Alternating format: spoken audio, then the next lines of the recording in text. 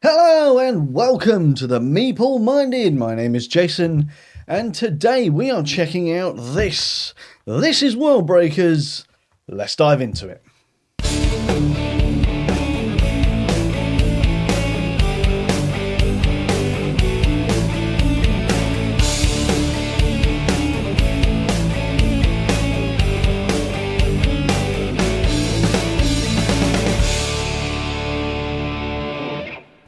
Worldbreakers is a 1 to 2 player card game based in an alternate 13th century Asia. Players assume the role of designated characters / Worldbreakers who have the ability to harness mythium, which is the game currency of sorts, and use it to magnify your talents whilst simultaneously gaining loyal followers to fight your battles, control your board, and develop your locations, with the ultimate goal of being the first to gain 10 power and win the game.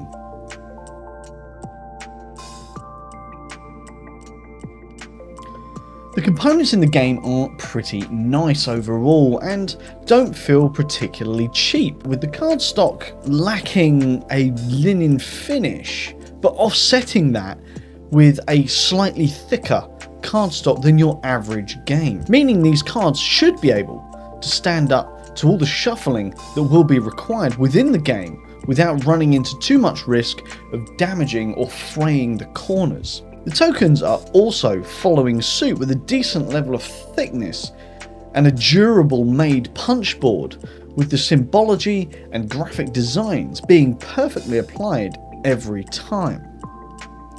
The storage solution, however, for this game, I must admit, was a little upsetting for me, as once the tokens have been punched for the first game, there is nowhere in the box to store them that isn't already taken up by the cards.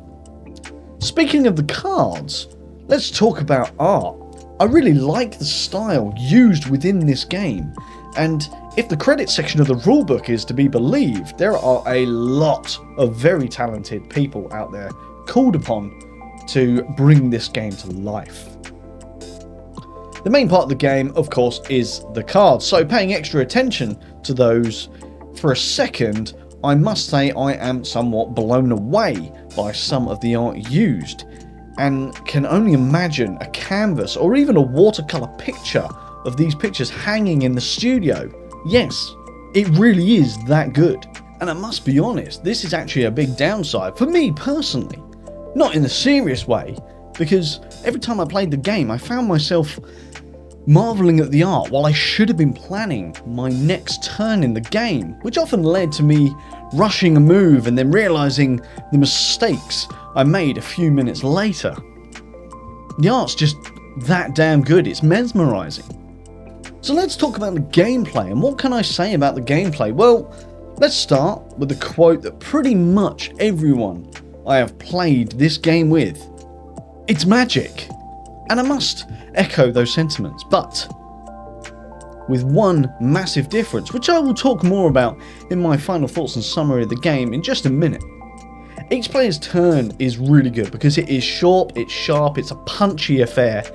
Sometimes literally as you perform just one action, be it gaining mythium, drawing a card, playing to increase your standing with the different guilds in the game, playing a card and resolving all of its effects, developing a location, or just plain smacking your opponent in the face with an attack.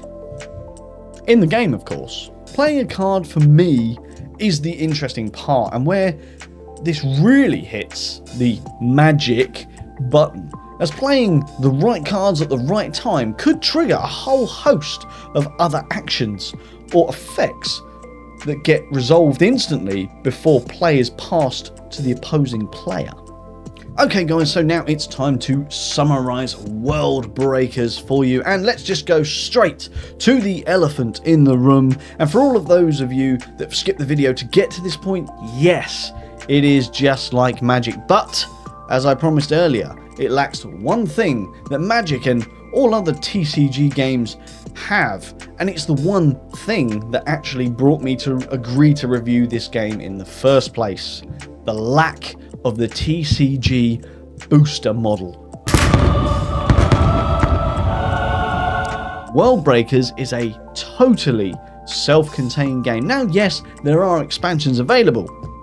I have one here, in fact, but unlike games like Magic, Pokemon, etc., I know what I'm getting when I buy this expansion. I'm not going to be playing some kind of awful cardboard lottery with my hard-earned money. Now, I have very mixed feelings about the gameplay of Worldbreakers, and I'll go through some of my thoughts so that could try and help you formulate an opinion one way or the other. I've never been a Magic player, I just never really got into it, so please do bear that in mind when I say that for me personally, the gameplay didn't quite grip me as much as I hoped it would. But that being said, it doesn't mean the game is bad in any way. But let me start by telling you some things that I did like about this game, because for such a small, compact box, it packs a big punch with its 4 pre-made decks, varying wildly from each other in fact. The drafting mechanism at the start of the game to add different guilds to the mix is a nice touch and adds countless options for replay value. I like the central round tracker that keeps all players in the loop as to what's going on. There's none of this, is it my turn yet? Just a quick look down and boom, there it is, it's right there, it's my turn, it's time to go. The downtime between turns is incredibly impressive. I've seen games of Magic, Pokemon, etc., where a player is doing this, then this, then this, then this, then this, then this, then this, and that's me done. In Worldbreakers, yeah, there are effects that trigger others, but I'm yet to see some kind of massive slog of effects. And even if there was, there is still decisions for you to make as to whether you're going to allow stuff to affect you or not. The final positive I have for this game, at all points, in all decks that I played, that all the decks and characters were fairly well balanced. Yeah, of course, some things are stronger than others in certain areas, but that's counterbalanced by that other character being stronger in other areas. So they were very well balanced throughout the game, and at no point did I feel I didn't stand a chance. In fact, most games, right till the very last knockings, I kind of felt like I was always in with a chance. So yeah, I think that's really, really good that they managed to balance those characters incredibly well. The box storage is a shame, and I feel, to be honest, it's quite a sizable letdown because you include lots of tokens in the game, but then nowhere to store them. I think that's a bit of an oversight, so if this ever gets a second print run, I'd suggest maybe a slightly bigger box or rejig that insert that's in there to factor in that as well. And if you sleeve cards, there ain't no way in this game box. So to sum up and answer that burning question of who I'd recommend this game for, if you're a fan of Magic, you will like this game. Definitely, 100%. If you like the idea of Magic but are daunted by the cost, this game could be incredibly good for you because you get that sort of Magic feel of a game but without the horrendous costs or the horrendous upkeep. If you played Magic and just didn't get on with it, which, hold my hands up, that's the camp that I'm in, then Worldbreakers might not be for you. But it could be, you just never know, and it's up to you to make your own decisions on that. That being said, I did find this game to be far more streamlined than Magic ever was or ever is likely to be. But maybe not as streamlined though as a hot samurai sword slicing through butter. Thank you guys very, very much for joining me here this week. If you have enjoyed what you have been seeing, of course, we have to ask you to do those typical YouTube algorithm things. So if you have enjoyed it, like the video, share the video, leave a comment down below, and of course, the most important one, subscribe to the channel to not miss any more tabletop gaming content from us here at the Meeple Minded. But until next time, I have been Jason, you have been watching the Meeple Minded, and I will see you on the next one.